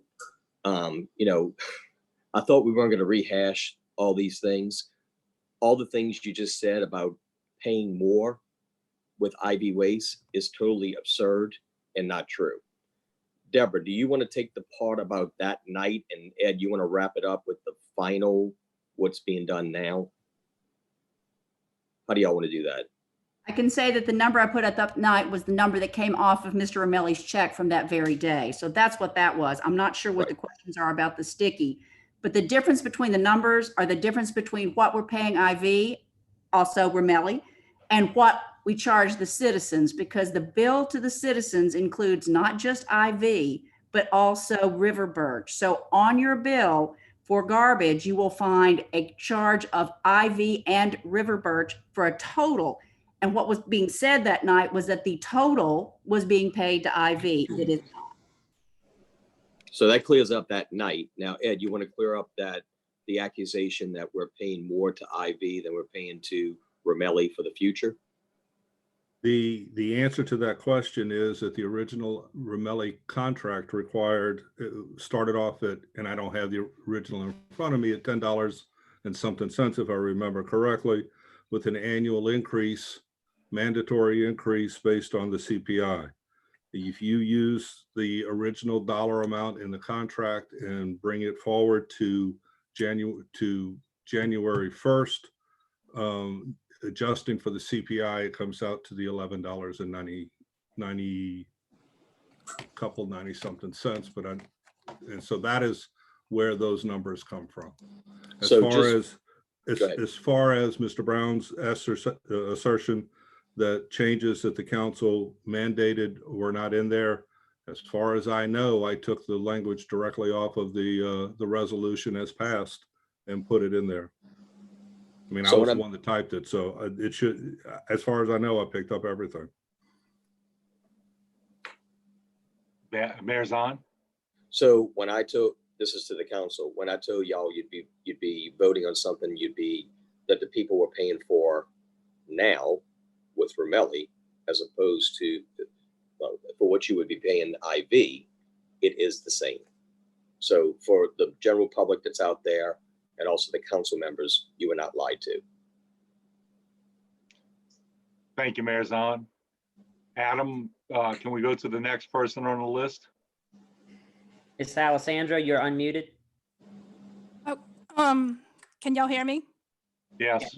Okay, thank you. I'm sorry to keep asking that. It's on my end, it's showing I'm not unmuted. I wanted to thank you first, Council President, for allowing us to speak at the end of the meeting. I'm really grateful to have this opportunity. I wanted to echo what you guys were saying about the IT department and just how happy I am that things are still seamlessly running with our government. Just a couple of days ago, I had a quick question about one of the council ordinances. So I emailed Miss Natalie, and then within an hour, I had a response from her and Michael from the IT department. My issues were addressed, and it was just so quick and so seamless that I wanted to thank them for that. It's very impressive. Quickly, I wanted to thank Mr. Brannigan for putting those lights up in front of Holly Heights on our trees. The entrance looks fantastic to our subdivision, so thank you for that. And I'm going to speak quickly because I don't know how much time do I have left, Mr. Brannigan? 45 seconds. Yeah. Okay, so our garbage contract with 10 seconds. how much? 2 minutes. Oh, thank you. Okay. So as far as recycling, if the numbers that Mr. Haze said just continued, right now we only have about 2.5% of people participating, and yet 100% of the people are actually paying for it. I think recycling is something that if more people had the recycling cans, that they would actually participate. We can't keep it at a 2%, 2.5% participation rate. I was wondering if we could possibly get a report over the next, say, 3 or 4 council meetings that let us know where we stand as far as participation in the recycling program. I don't want to take too much more time on that, but I will address that at a later meeting. But anyway, so our current contract with Ramelli states that we pay him $11.28 a month to pick up our garbage. That is exactly what we are paying him right now, and $1.03 pick up recycling plus the extra 90 cents that y'all approved. So I want to know, does IV Waste contract specifically say that the charge to just pick up the garbage is the same, is it $11.28 as Ramelli is currently charging us? And I think the confusion with the sticky notes is that Mr. Ramelli's chart was saying that, yes, off the invoice of what we've paid him, we paid him $13.22 a month. But that figure was garbage pickup of $11.28 plus $1.03 for recycling, which brought it up to $12.32 a month. So thank you. So those figures were not compatible. Are we only going to be paying $11.28 a month for garbage pickup? That is my one question. Does IV's contract call for $11.28 a month garbage pickup? Okay, Ms. Alessandro, your 3 minutes is up. Okay, Mr. Teft, you are unmuted. Yes, Greg Tepp, 3720 West Loyola Drive. I just got a couple comments I'd like to make. One is I want to commend the administration, the city employees, for everything they've done to keep everything in check during this pandemic. It has been great to see how everything keeps moving that has to move, at the same time keeping the citizens of Kenner up to date on what is taking place. The other thing I want to bring up, and I know it was brought up before, but it seems like we still don't have KTV being able to transmit on the Cox cable channels, I believe 76. And I was really wondering what was being done or what's being done to try to get that up and running, because I know a lot of people commented that they use that because they don't use the internet to be able to see what is happening in Kenner. And so I'd like to know, how soon or what can be done or what we need to do to get that accomplished. But again, I think my main point is I just think the employees, the administration, and the council, I can't thank y'all enough for what you have done. Keep the citizens up to date and keep Kenner moving. And I believe that Kenner will be stronger as a result of your efforts. Thank you. Thank you, Mr. Taft. Councilman Carroll. Thank you, Mr. President. I just want to make sure Ms. Alessandro asked the question at the end. Maybe I missed it. Was her question answered? And if it wasn't, to have an opportunity to answer her question from someone. Okay, who can answer the question about the cost to Ivy? Mayor Zahn? Council President, we already answered in Mr. Brown's questions. So Okay. we're not going to continue. I'm not going to continue to have my administration answer that question over and over and over again. Like Thank you, Mr. Mayor. Teff said, I think this administration, this council, this city has done a fantastic job. I think we should be a little more focused on that, and we should be very, very happy and awaiting May 1st to have IB. That's my last statement on the IB contract. Thank you, Mr. Teff, by the way. I appreciate those comments. Councilman Carroll. Thank you, Mr. President. And listen, I understand redundancy is not good, but I think if someone asks a question, it's either a yes or a no to it. And if some people, maybe they may miss it, maybe they don't understand it. And just so we can be clear when someone asks a question, I think it's our responsibility to say yes or no if she asks the question, to be able to answer that. I appreciate your thought. I think that what we need to do is we will make sure, we'll look at it. I'm sure it is correct, and we'll have to put something out. I think we've already said that, Council President, that it is correct. Okay. I think we've already addressed that. That's what I'm saying. This is not something that the council can force us to answer the questions. If the council wants to answer the questions, I suggest the council go get the answer for the question. But I believe the administration has already answered the question. Councilmember Wilmot.